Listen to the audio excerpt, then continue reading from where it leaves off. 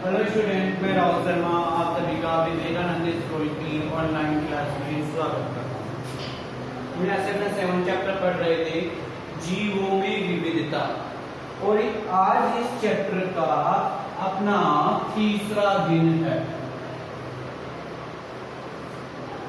देखिए, जो भी अपने क्या है चैप्टर जिस हिसाब से कराए जा रहे हैं उस हिसाब से यहाँ दिन लिख देते हैं। आपको जो भी वीडियो सेंड करते हैं, दिन ये फर्स्ट है, दिन सेकंड है, दिन थर्ड है, फोर्थ है।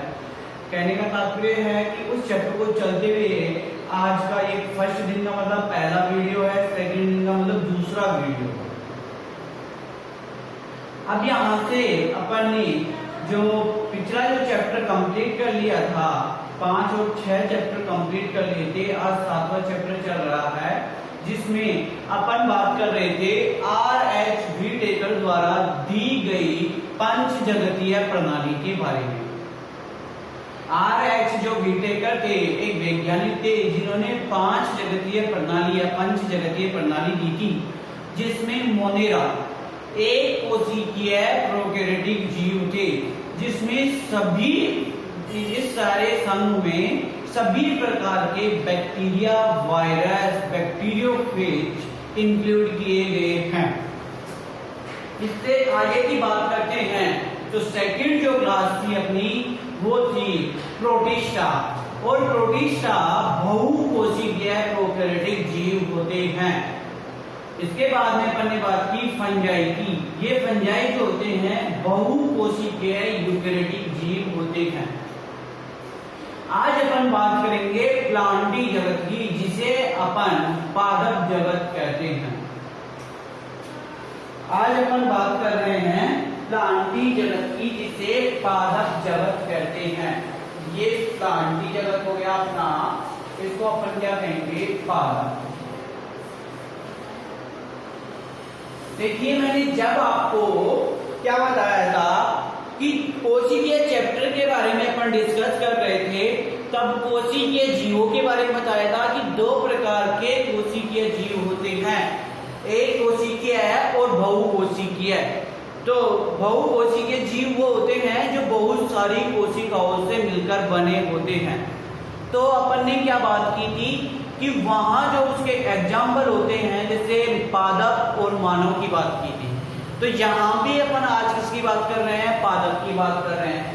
तो पादप की बात कर रहे हैं तो आपको सभी को पता चल गया होगा कि पादप कैसे हैं, बहुकोशिकीय और यूकैरियोटिक जीव है।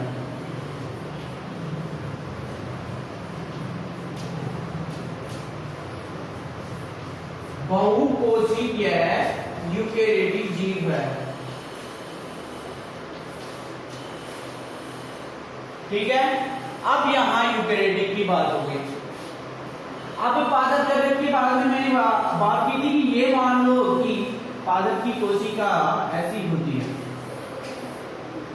ठीक है। अब ये पादप की कोशिका की बात की थी तो मैंने कोशिका झिल्ली के बाहर एक कठोर ढड़ आवरण पाया जाता है, जिसे कोशिका भित्ति कहते हैं। तो ये पादप जगत हो गया। पादप जगत में क्या हो गया, कोशिका भित्ति पाई जा रही है, और इस जगत में कोशिका भित्ति पाई जा रही है और कोशिका झिल्ली पाई जा रही है, और इस कोशिका झिल्ली के बाहर एक कठोर ढड़ आवरण पाया जाता है, जिसे अपन कोशिका भित्ति कहते हैं। कोशिका भित्ति क्या करती है कि पादपों को जीवाणुओं से सुरक्षा प्रदान करती है, प्रोटेक्ट करती है उनको।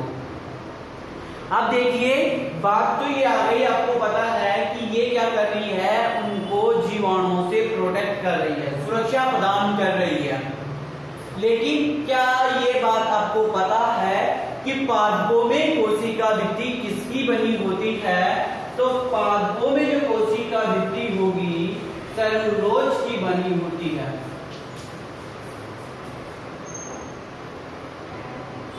सेलुलोज एक पदार्थ होता है जिसकी कोशिका भित्ति बनी होती है पादपों में। ये बात हो गई अपने, ठीक है। अब जो पादप के जो भाग होते हैं, पादप के भाग क्या होते हैं कि तने में, और जो ये वाला भाग है इसके बीच वाला भाग, ये तना होता है, ये वाली भाग ये जड़ें कहलाती है, और ये वाला जो भाग है इसका ऊपर वाला ये ब्रांच मतलब शाखा है, पत्तियां कहलाती है। तो क्या होता है कि एक पादप, सुविकसित पादप की बात कर रहे हैं, सुविकसित पादप की जो बात करेंगे वो क्या होता है, जड़, तना और पत्तियों में विभक्त होता है। जड़, तना और पत्तियों में विभक्त होता है। अब मैं यहां से आपको पादप जगत के बारे में बताने जा रहा हूं। देखिए पादप जगत को अपन ने क्या कर दिया, 5 भागों में डिवाइड कर दिया। 5 कौन कौन से भाग होते हैं अपने, एक तो होता है अपना थेलोफाइटा,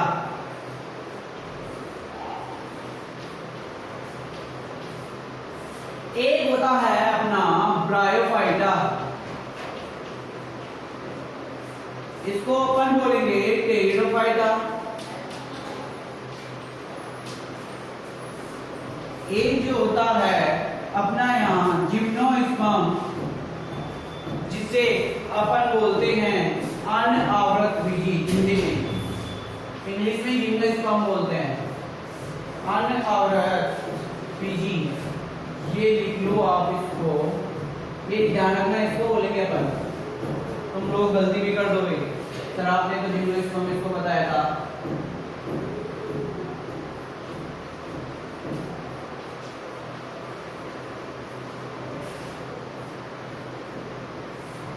और एक जो पादप होगा अपना वो इसी का होता है आवृत बीजी। ये अनावृत बीजी है और ये आवृत बीजी है। अपन जब इनके बारे में अध्ययन करेंगे तब मैं बता दूंगा कि इनमें क्या अंतर होता है। ये आवृत बीजी को अपन एंजियोस्पर्म कहते हैं।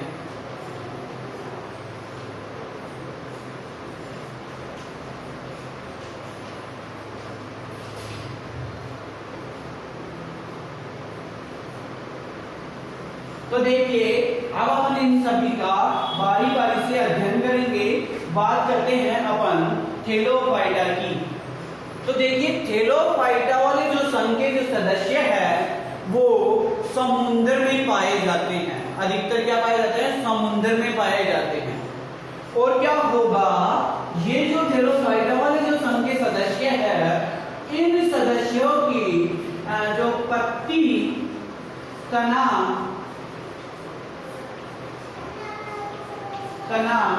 वह मूल में विभक्त नहीं होता। इनका जो शारीरिक शरीर है, जो इनका शारीरिक संगठन है, वो पत्ती, तना व मूल में विभक्त नहीं होता। सारी जो चीजें होती है एक ही जगह से विकसित होती है, इसलिए इसको थेलोफाइटा कहा जाता है। अब मैं बात करता हूँ, ये तो बात कर ली है फनी थेलोफाइटा इसको क्यों कहते हैं, इसका एक पॉइंट बता दिया मैंने कि ये क्या होते हैं, सभी समुद्र में पाए जाते हैं, समुद्री जीव है। इन सभी के सदस्यों को, इस संघ के सदस्य को अपन शैवाल कहते हैं। क्या कहते हैं, इस सबके सदस्यों को अपन क्या कहेंगे, शैवाल कहते हैं। अब देखिए क्या कहते हैं, इनको शैवाल कह दिया, लेकिन इनके शरीर के ऊपर क्लोरोफिल नाम का एक हरा रंग का वर्णक पाया जाता है, इसलिए ये प्रकाश संश्लेषण की क्रिया करते हैं, प्रकाश की उपस्थिति में अपना भोजन बनाते हैं। तो पोषण के आधार पर भी ये कैसे हो गए, स्वपोषी हो गए। ये अपना भोजन क्या कर रहे हैं, खुद बना रहे हैं। और जो सबसे मोस्ट बात है वो ये है कि ये जो शैवाल होते हैं, ये प्रकाश संश्लेषण की क्रिया करके अपने अपने वातावरण में CO2 को बनाए रखते हैं। तो ये बात हो गई थेलोफाइटा की। और इसमें एक पॉइंट ऐड और करना चाहते हो तो वो आप कर सकते हो कि इन थेलोफाइटा जो संघ का सदस्य होते हैं, इन सदस्यों की जो कोशिका भित्ति होती है वो किसकी बनी होती है, वो भी सेलुलोज की ही बनी होगी। ठीक है, अपन ने कौवों में इसकी बात की थी, काइटिन की बनी होती है, जबकि यहां अपन किसकी बात करेंगे, थेलोफाइटा जो संघ का सदस्य है, इनमें भी किसकी बनी होगी, सेलुलोज की बनी होती है। आप इसमें लिख सकते हो जैसे करके कारा, स्पाइरोगाइरा,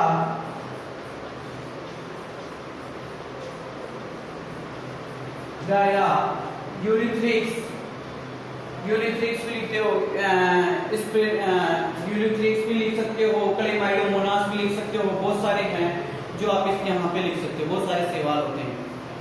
अब यहाँ इसके बाद अपन डिस्कस करते हैं नेक्स्ट क्लास के बारे में, इसकी ब्रायोफाइटा के बारे में।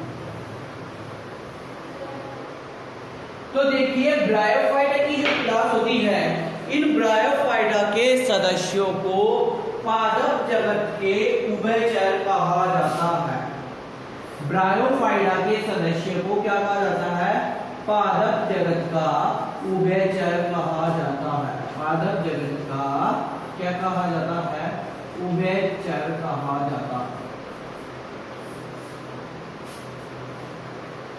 अब देखिए ये पादप जगत का क्या है, उभयचर है।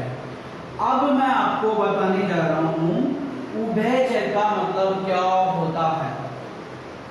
तो देखिए उभय और चर, उभय का मतलब होता है दो और चर का मतलब होता है स्थान।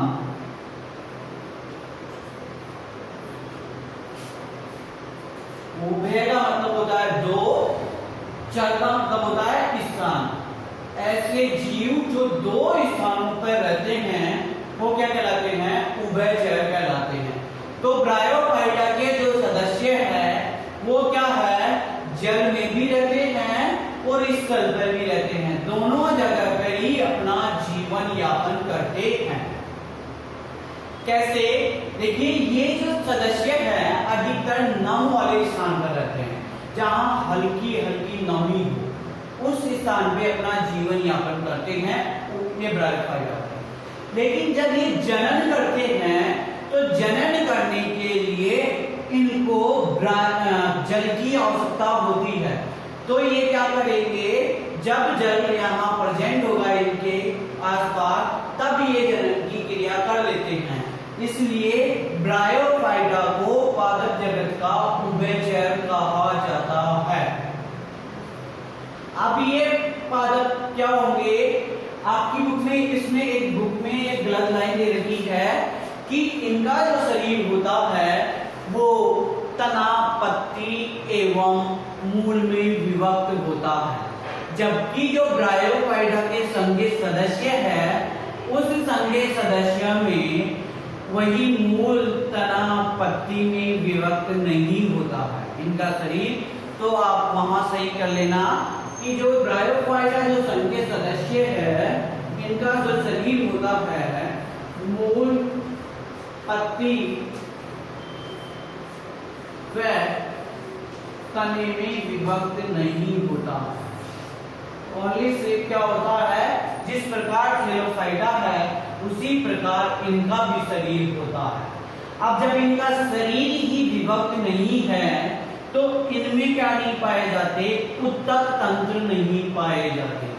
क्या होते हैं उत्तक, जैसे अपन ने उत्तकों की बात की थी कि उत्तक सभी कोशिकाएं मिलकर उत्तक का और उत्तक मिलकर उत्तक तंत्र का निर्माण करते हैं, जैसे उपकला उत्तक, संयोजी उत्तक, तंत्रिका उत्तक और पेशीय उत्तक। ये तो अपन ने मानव उत्तक की बात की थी।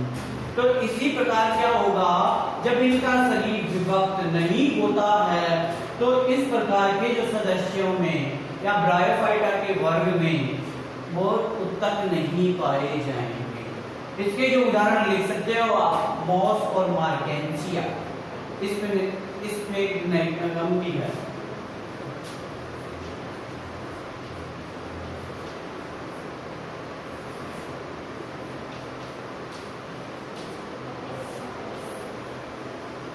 तो ये हो गई अपनी ब्रायोफाइटा की बात। अब अपन बात करते हैं टेरिडोफाइटा की बात। तो टेरिडोफाइटा जो क्या होते हैं, इनके जो शरीर होते हैं मूल, पत्ती व तने में विभक्त होते हैं। टेरिडोफाइटा संघ के जो सदस्य हैं ये क्या होते हैं, इनका जो शरीर होता है मूल, पत्ती व तने में विभक्त होता है। जब इनका शरीर मूल व पत्ती तने में विभक्त होगा तो इसमें भी क्या होता है, उत्तक तंत्र पाया जाता है। क्या पाया जाएगा, उत्तक तंत्र पाया जाता है। और उत्तक तंत्र पाया जाएगा तो ये जो सभी है ये जल में, थल में, जल और थल वाले स्थानों पर पाए जाते हैं। ठीक है, और इनकी जो कोशिकाएं विकसित होकर एक पूर्ण पादप का निर्माण करती है। किसका निर्माण करेगी, पूर्ण पादप का निर्माण करती है, जैसे फण। और इस संघ के सदस्य जो होते हैं पुष्प उत्पन्न करते हैं। अब अपन क्या करेंगे, अनावर्त बीजी और आवर्त बीजी के बारे में नेक्स्ट क्लास में अध्ययन करेंगे। सबसे इंपॉर्टेंट टॉपिक है अनावृत बीजी और आवृत बीजी। आपने मान लो कि इन दोनों को समझ लिया तो प्लांटी जगत को पूरे को समझ लिया आपने। तो इन दोनों के बारे में अपन नेक्स्ट क्लास में डिस्कस करेंगे। आज के लिए इतना ही काफी है। और ध्यान रखना ये आज का दिन तीसरा है।